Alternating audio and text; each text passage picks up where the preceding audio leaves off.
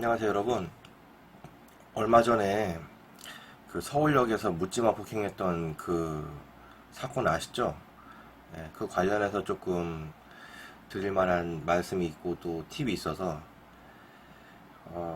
저기 그때 당시에 그 묻지마 폭행을 했던 그 남자가 그 사건 현장에서 이탈을 해서 집에서 자고 있다가 이제 경찰이 이제 문 따고 들어가서 긴급 체포를 한 사안인데, 그 이제 법원에서 판단은 이제 위법한 긴급 체포라고 이제 판단을 내렸죠. 그래서 그렇게 그거에 기반한 구속영장 청구는 받아들일 수 없다.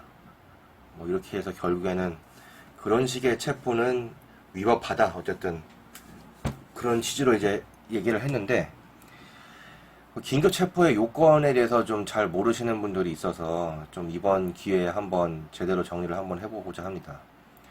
긴급 체포는 말 그대로 이제 원래 체포든 구속이든 다 영장이라는 게 있어야 돼요. 영장이라는 거는 그냥 뭐 항상 이제 소지를 하고 다니는 것도 아니고, 그 건건이 이제 저기 사안을 특정을 해서 경찰이든 검사든 법원에 청구를 하게 돼 있어요. 그럼 이제 법원에 영장만 전담하는 판사가 따로 있거든요. 그 판사가 이제 일종의 심사를 하는 거죠. 그래서 뭐 영장 발부 요건이 된다 싶으면 이제 그거 발급 받아가지고 이제 가서 하는 건데, 긴급 체포는 쉽게 얘기하면은 그런 시간이 없는 거예요. 뭐 범인이 갑자기 눈앞에 있는데 그거를 언제 또 영장 받고 그러겠어요. 그럴 때나 이제 받을 수가 있는 건데, 이번 경우에도 뭐 위법한 긴급 체포가 맞아요. 이거는 왜 그런지 한번 법조문을 한번 통해서 보겠습니다. 이게 형사소송법 200조의 3에 규율이 되어 있거든요. 그 200조의 4는 이제 그 긴급체포랑 영장 청구를 할 수 있는 기간에 대해서 이제 명시를 해놨는데, 그 형사소송법에 다 있어요. 체포를 어떻게 할 수 있는지. 그럼 긴급체포 요건부터 한번 보실게요. 한번 읽어드리겠습니다. 200조의 3입니다. 긴급체포 1항이 검사 또는 사법경찰관은 피의자가 사형, 무기 또는 장기 3년 이상의 징역이나 금고에 해당하는 죄를 범하였다고 의심할 만한 상당한 이유가 있고, 다음 각 호의 어느 하나에 해당하는 사유가 있는 경우에 긴급을 요하여 지방법원 판사의 체포영장을 받을 수 없을 때에는 그 사유를 알리고 영장 없이 피의자를 체포할 수 있다. 이 경우 긴급을 요한다 함은 피의자를 우연히 발견한 경우 등과 같이 체포영장을 받을 시간적 여유가 없는 때를 말한다. 뭐 여러 가지 이렇게 말을 써놨는데, 결국에는 그러니까 3년 이상 또 징역이나 금고에 해당하는 죄를 범해야 되는 거예요. 뭐 진짜 아닌 말로 무슨 뭐 노상방뇨 했다고 뭐 이렇게 긴급 체포하는 거, 이거 말도 안 되는 거예요. 예. 노상방뇨 이게 아마 1년이야 징역인 것 같은 있을 거예요. 뭐 범칙금에 해당하는 거기도 한데, 어쨌든 간. 그럼 어쨌든 중대한 범죄죠. 3년 이상의 법정형이 그렇다는 거는. 그럴 때만 이제 그 긴급체포를 할 수 있다는 건데, 그것도 아까 얘기했잖아요. 다음 각호에 해당하는 경우에 긴급체포를 할 수 있다고. 그 각호가 뭐냐면은 그 밑에 써 있어요. 첫 번째, 피의자가 증거를 인멸할 염려가 있을 때.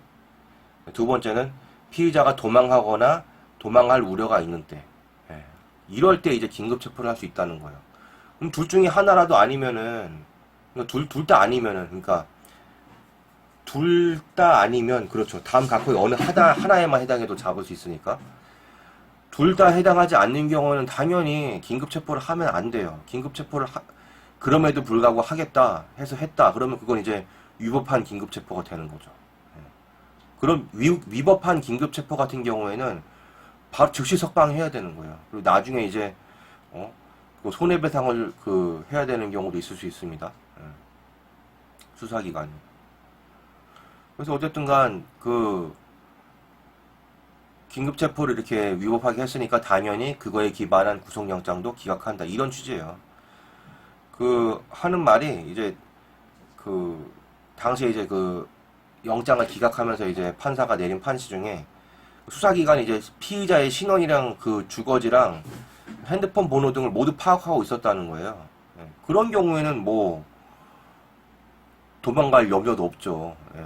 주거가 일단 확실하면은 항상 긴급 체포할 때는 주거가 확실한 사람은 어지간하면은 그 긴급 체포하지 않습니다. 왜냐하면 도망갈 염려가 없어요. 뭐 그 사람이 무슨 특별히 무슨 뭐 수배 중이거나 뭐 이런 것도 아니고, 그리고 뭐 증거를 인멸할 상황도 아니고, 뭐 때린 게 명확한데 뭐 거기 뭐 CCTV든 뭐든 뭐 목격자가 있든 뭐 이렇게 하잖아요. 그거 뭐 증거를 어떻게 인멸하겠어요. 예. 근데 들어가서 자기 집에서 잠을 자고 있는데 그거를 문을 따고 들어가서 긴급 체포를 해요? 문을 뭐 따고 들어갔으니까 또 강제로 문을 부시던지 뭐 했겠죠. 예. 안 되는 거예요, 그러면. 그럼 만약에 그렇게 문을 부신 거면 돈 다 물어줘야 되는 거죠. 위법한 법 집행이니까. 예. 그 위법한 그런 긴급체포에 그 항의해서 막 공무원 막 밀치고 막 이렇게 폭행해도 그거는 공무집행방해도 아니고 아무것도 아니에요. 그건 정당방위. 그 정당행위 정당방위로 해서 아무것도 아닙니다. 예. 그러니까 내가 긴급체포가 이게 위법한지 아닌지를 아는 거는, 물론 뭐 당시 상황을 딱 이제 당해보는 사람들은 당황해서 뭐 그런 생각도 안 나겠지만 한번 따져보세요. 내가 이게 긴급한 체포를 요하는 사안인지 아닌지를 알고 계시면 좀 어느 정도 대응이 된단 말이에요. 경고하세요. 이거 위법한 긴급체포인데 이거 당신들 책임질 거냐고. 경찰들은 또 이제 또 뭐랄까 좀 법을 아는 사람들 앞에서는 좀 깨갱하는 게 그런 게 있거든요. 그럼 자기도 멈칫한다고요. 이제. 그럼 이제 막 위에다 막 전화해보고 그러는 거죠. 어쨌든간 그 긴급체포는 사실 이게 아무나 하는 게 아니에요. 그리고 긴급체포를 만약에 당하셨더라도 크게 당황하지 마시고 뭐 변호사 불러달라고 하시고, 그리고 어찌됐건 대부분은 그냥 48시간 이내에 풀려납니다. 긴급체포로 이제 피의자를 잡아둘 수 있는 그 시간이 48시간이 맥시멈이에요. 만약에 48시간을 넘겨서 뭔가를 그 피의자를 구금 상태에 놓고 싶다 하면 구속영장을 신청을 해야 되는 거고요. 근데 뭐 깜빵도 좁아요. 이게 유치장도 좁고 뭐 저기 구치소도 좁고 어지간하면 뭐 거기다가 안 가둡니다. 예. 있을 때도 없어요. 옹기종기 모여 앉아서 뭐 화투 칠 일도 없고 사람 가두는 게 그렇게 쉽지 않아요. 예.